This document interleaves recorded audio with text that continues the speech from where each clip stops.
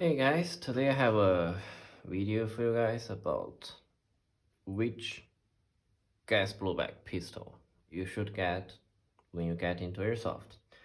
I have been working on gas blowback pistols quite a lot for about a year, and this will be the resume of what I learned.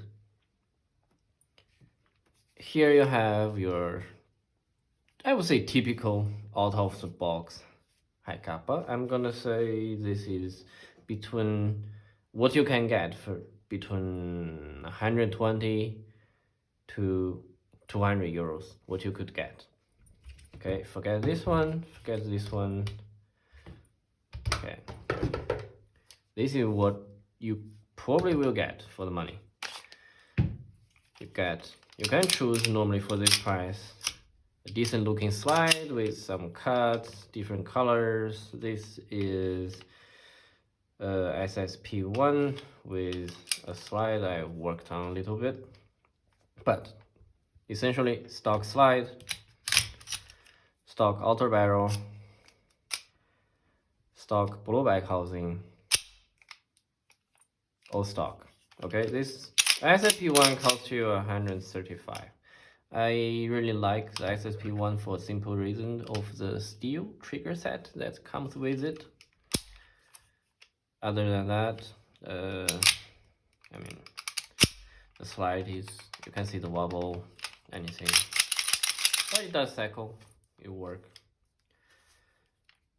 So this is what I would say if you take a pistol as a sidearm and you haven't played for a very long time, you just wanted a backup, a secondary arm.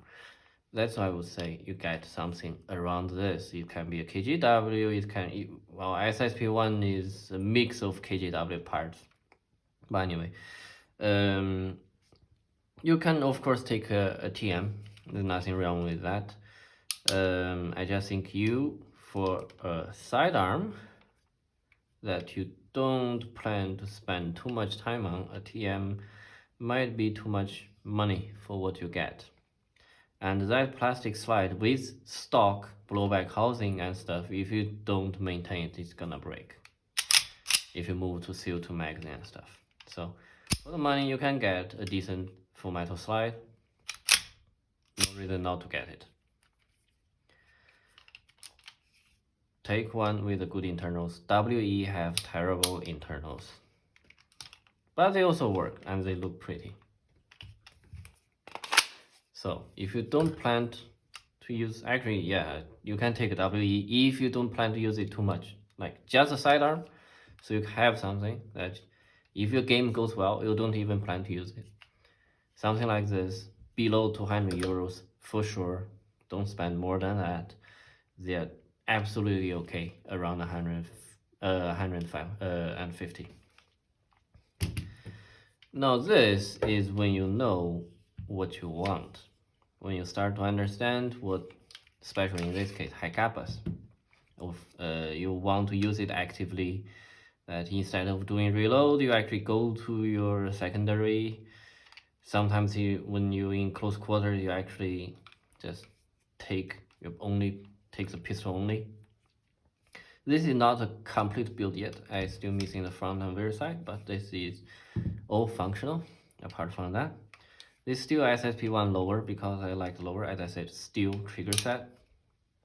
But you have, I think it's a AIP cut slide. I think this is the lightest cut you can get.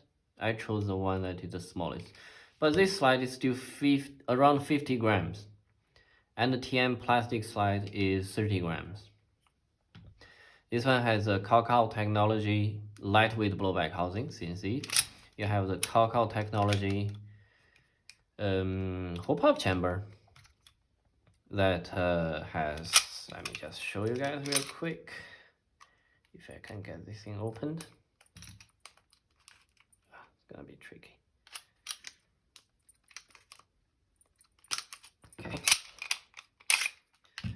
Okay, it actually has set screws here, and there's also one there that allow you to have a very stable inner barrel. You have the AIP nozzle and the Kakao technology buffer set to short stroke. This thing is short stroked. As you see, it would not lock empty. It's just barely enough for me to pop this thing in. But this is already a big improvement compared to this. Okay, it's a lot more responsive. It's a lot faster to recover from each shot. Okay, the blowback is lighter, can make a lot more shots accurately that you don't have take all that recoil. The stock gun, especially the SSP1, it has a ton of recoil, but that's what you get, right? When you first start yourself, you want a gun that really kicks because you think it's real, you think it's badass, it's loud and all that. This is when you focus more on efficiency and usability. And now this is, okay, let me just put this away. This is my crown jewel right here. I have spent a couple weeks designing this. It's still on SSP1 lower, but it's fully 3D printed upper. And I know these things, and you will say this is not new. Ken's Prop makes them, some people make them, a lot of people print them.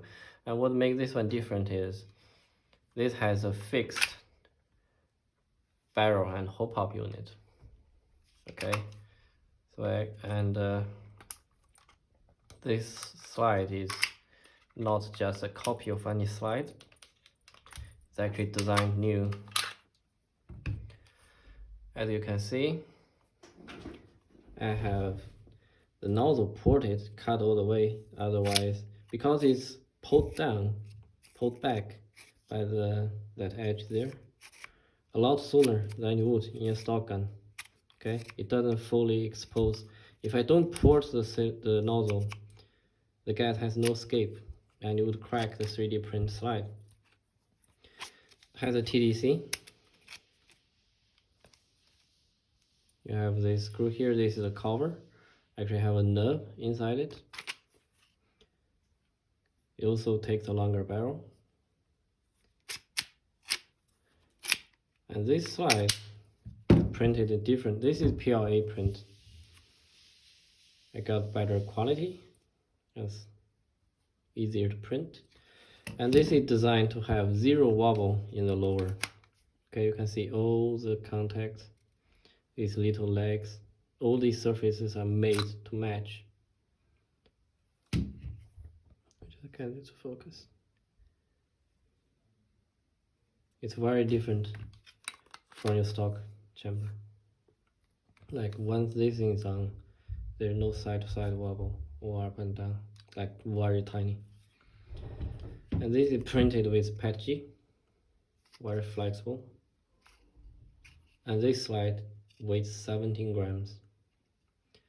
It has a Guarder lightweight housing that weighs, I think, 16-17 grams as well. So the whole thing weighs more or less the same as a TM plastic slide. And what you gain from it is just incredible trigger response.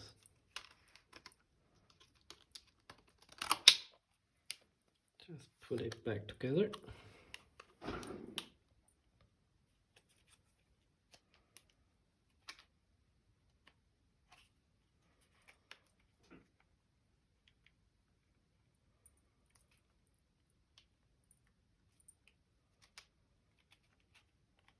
It's a lot harder than I used to make it.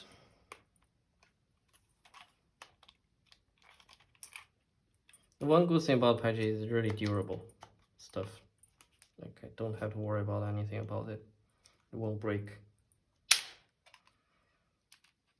I think I'm just gonna click and fit. Yeah, there we go. I know normally people say that FDM slides, they break. This one won't, because of the modification I did to the nozzle and the lightweight blowback housing. That's the most important thing in my opinion.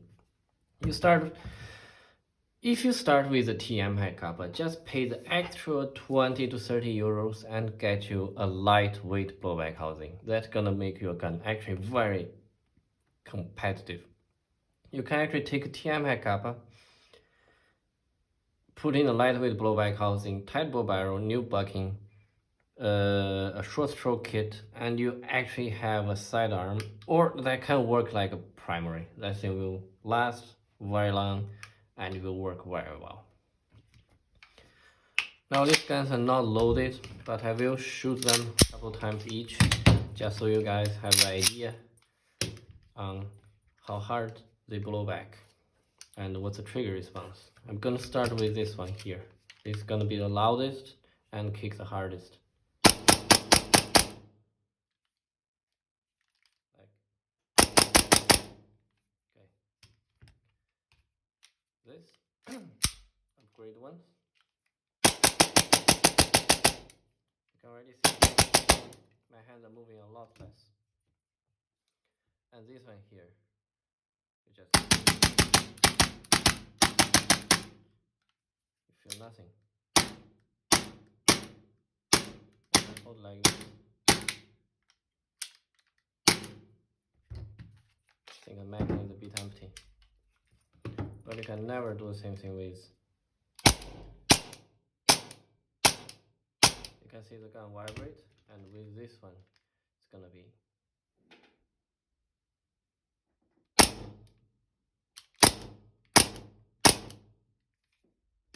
It makes a big difference.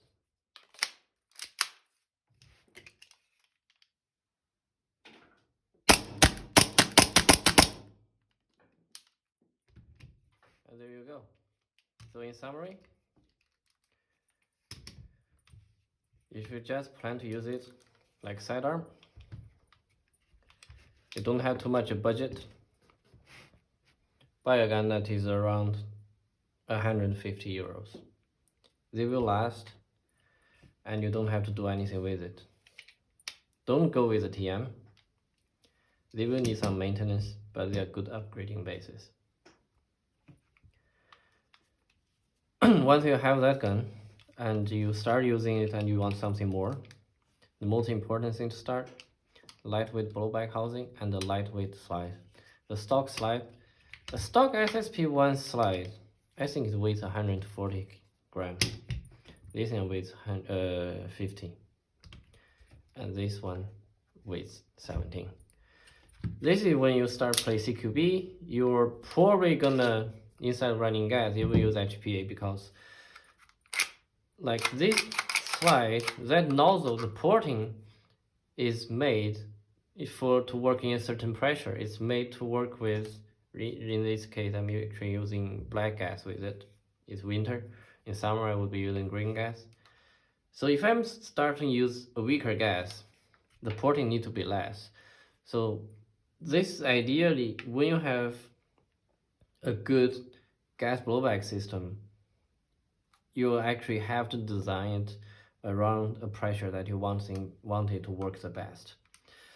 Like these things, they are designed to work, I don't know, with the screen gas, but from winter to, actually, yeah, it works with CO2 from winter to summer, and they all work, they just kick differently. But it's just like when you build a sniper rifle or not, you decide on what power level you want it to run, then you build the rifle around it.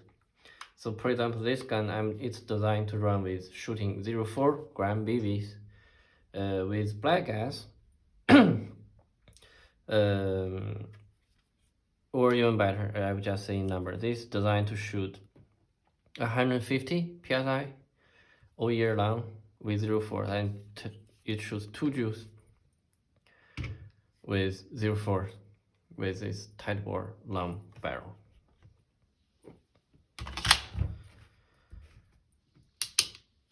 I will decide if I want to make this STL file available later, but since it required quite a lot of work apart from the 3D print, like if you have this 3D print, you still need a lathe, the spring guide.